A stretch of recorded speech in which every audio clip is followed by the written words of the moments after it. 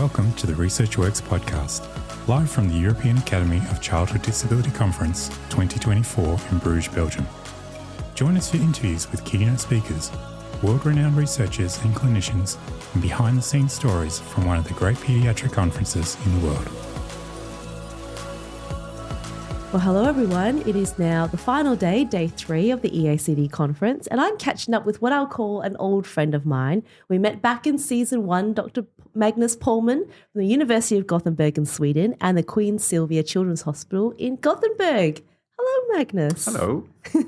Very nice to see you. I know, and it's very, very nice. And the last time we spoke a lot about your work that you were doing for your PhD, and it's so incredibly interesting. And you've come to this conference to present your paper, which was titled Lower Intellectual Level Over Time is Common in Children with Cerebral Palsy. Right. Yes, a very interesting topic that is so useful for so many clinicians and families.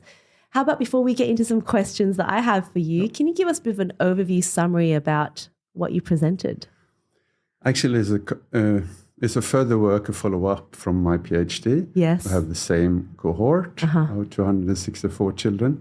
And for my PhD, we collected all the cognitive assessments. And now we have continued follow them up to an age of at least 17. Wow. So we thought we had a good possibility to longitudinal. Yes. Looking back, of course. Yes.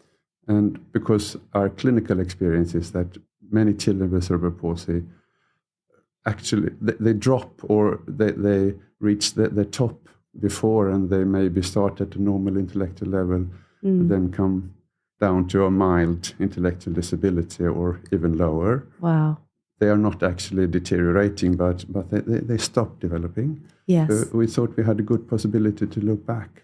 Right. So we had the children who had at least 2 assessments during the development and see what happened from the first to the last. And there were 171 children. Wow. And what we found was actually more than I thought. More than half of them dropped in intellectual level. Then we used 6 levels from normal down to profound intellectual disability. And more than 50% dropped. And then we try to look at factors connected with that. Not actually causal factors, but markers to whom to assess more thoroughly. And then we found epilepsy and communication impairment as what I see as markers. Wow. It's really interesting, isn't it, when you look at this data, which is such rich data. We spoke about that last time. Yeah. The register, and we had Professor Kate Himmelman here as well, talking about the register. Yeah. It provides so much crucial information. And the theme of the conference, when I've been speaking to a lot of people, is, being more innovative of how we use data, how we look at data and how we can learn from these real-life scenarios. Can you go through with us just to give us a bit of a snapshot? And I know it's a relatively complicated process, but when it comes to intellectual disability, how is that assessed in this population of children with cerebral palsy? For most children, the way we used to assess them with Wechsler scales, because most children are not severely impaired. Okay, yeah. And you could do the ordinary tests without adaptations. Okay. But of course, for the lower, you have to adapt them in any way. The way of pointing, the way of... Sure. You couldn't actually always do all the tests. Okay. So you have to use your clinical knowledge and experience as well. Okay, yeah. And I'm very happy to work together with skilled and experienced professionals. Yeah. And also, of course, on the lower range, we have those developmental scales like Griffith and Bailey and so. Okay. So that was the data that was put into the register that you were able to look at? There was actually not always put in the register. It was a part of my PhD when I see. Okay. I collected more data than in the register. Okay. Because I was going to say that was it's pretty incredible if a register has that information already on there. Are you hoping this is something that you can continue to track, to put in the register as a more routine way of collecting data? No, I don't think that is too much for a register, actually. Yeah, okay. I think the register is the basis for which children have CP and other problems, classifications, functions, and impairments as well. Yeah. And can you talk us through a little bit about the levels, the 6 levels that you were describing there? Yeah. How we describe that? We use the EACD level. We start at the normal intellectual level, that is about 85. And then the borderline intellectual functioning, that's 70 to 85. Yeah. Of course, the numbers are a bit approximately of course. lower count. Yes. And then the 4 levels of intellectual disability: mild, moderate, severe, and profound. Right. But we use the DSM-5 terminology. Yeah, sure. And I guess that's what people understand and they know about that. Yeah. And then in terms of the children that were included in your study, you said, 100 and... How many was that? 171. 171, which is a really decent number. So it was actually 264 from the beginning, but 93 had just none or just one assessment, so we had to put them away. But they were mainly at the normal range. Right, or at the lowest. Oh, I see, okay. And these children with cerebral palsy, in terms of their functioning level, do you recall what level they were functioning within GMFCS levels, or was it quite wide-ranging? Yes, yeah, all levels. Wow, okay. Because it's a population-based group from the beginning. Yeah, that's right. So what you actually found, which is very intriguing, you called it markers. Yeah. Can you talk us through about what that means and what that result was? Well, I see this as a first step in exploration, how it is. Yes. Because when I have tried to find out what we know about it, it's mostly cross-sectional data. Yes. There was some presentations yesterday about cross-section. You could see that the median IQ dropped by time, but we have the possibility to actually follow the single child. Yes. And, well, it confirmed our clinical experience. So finding risk factors is a way, I think, of helping the clinicians to know what to focus more on. Yes. And also it gives a possibility to think further about etiology and if we could do anything about it. Yeah, that's right. So it was we tried to see what we could find association, what factors. Yes. And most of them we didn't find any association, like sex, gestational age, CP type, GMFCS, MAX, and so. Right. Vision, even autism at age, there were no clear connection. Okay. Maybe there are connections with other things. We don't know. It's just this group we have. Yeah. But I'm not surprised about epilepsy. Yeah. Because that's mainly, for me, a marker of a more severe brain lesion that actually affects the gray matter. Yes. The cortex. Yes. And that you need for your cognition, of course. Yes, that's right. And in the communication, I've learned from my speech and language therapists that children who actually in the beginning have a good impressive language, but a low expression.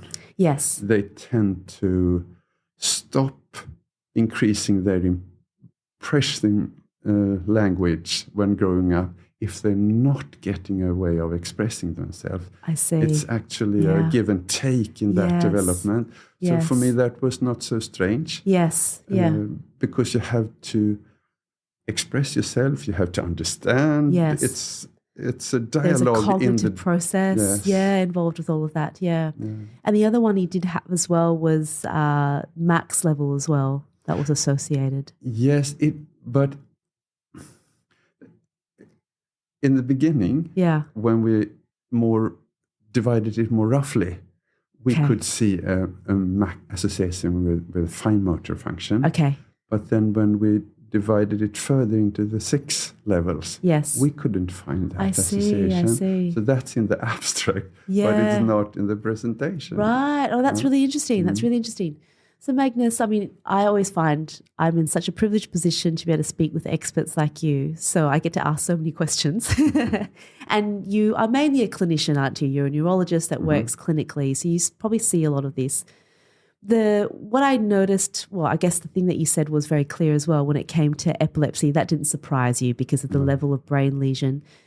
One of the things that does come up clinically when I work with a lot of families too is the concern that families have with the amount of seizures children might have over time. And there seems to be, like, I'm not an expert in the area, but there seems to be this trend where it can increase sometimes as they're trying to figure out the medication. And they find that when things kind of settle, they feel like intellectually or communication-wise, they're not as where they were before all of that. Is that what you see as well? And what do you think that means? Because I feel like that's always a question. I don't know what to say about that. Yeah. I don't know what I dare to say about it, because there are so many levels in that you don't know. Sure. From the beginning, you have the brain lesion, and it differs between children. Then you have the amount of seizures, if it's treated successfully or not. Yes. Then you have the medication that can affect you as well. Yeah, alertness and So as I said, as far as we've got now, I think about it as a marker, not a cause of it, but maybe there are both. I don't know, actually. Yeah.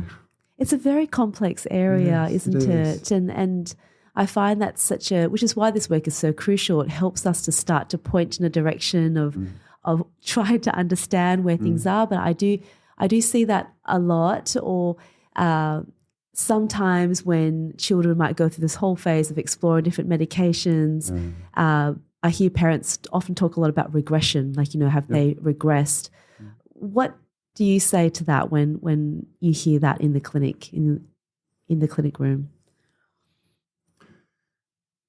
I try to listen and try to understand what they say. Yeah. If there are certain medicines, certain events or something, you could, of course, have a severe seizure, admitted to hospital to stop it, and so of course that will affect you. Yeah, sure.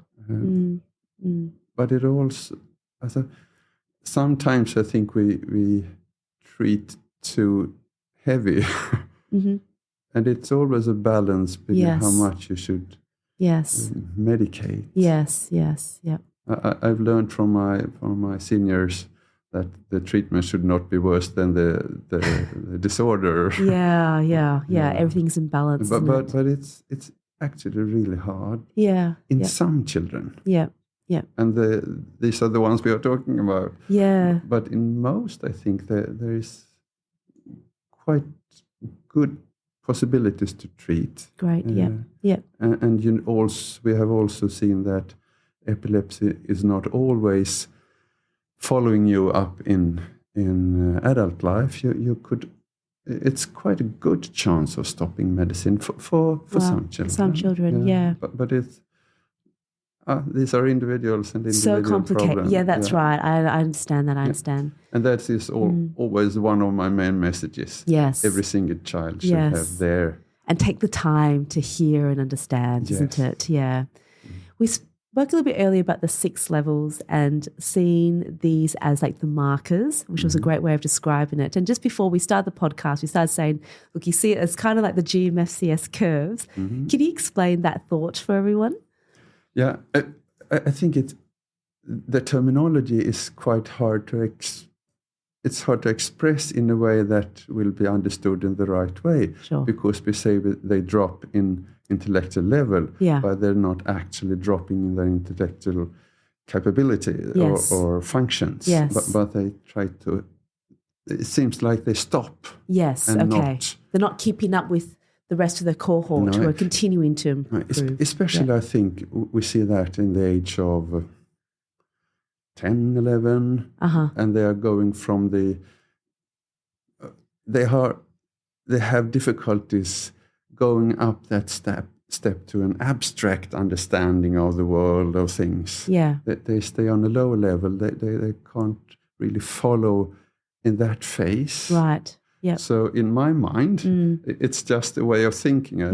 It's like the GMF-M curves for the different GMF-CS levels.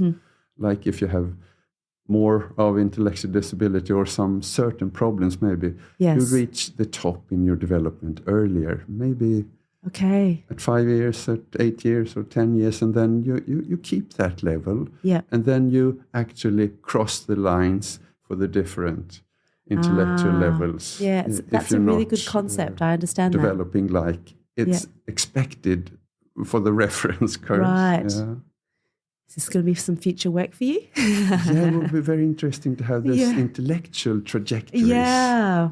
But also intellectual functioning is very complicated. It is, isn't it? It's the general level, and you have the visual, perceptual problems, executive problems, but it would be nice to have some sort of trajectory. Oh, wouldn't that be wonderful? Because it does help to communicate. Yeah. It helps to track development and what is this expected or what that might look like. I mean, it'd be a great piece of work, Magnus. And then you have to do things prospective. Absolutely, yeah. So then you think about the complexity of these kinds of assessments. And these assessments are not just short, quick answer, here we go. They are comprehensive, and they need to be, right? There's no shortcuts here. In connection with the environment. Absolutely, absolutely.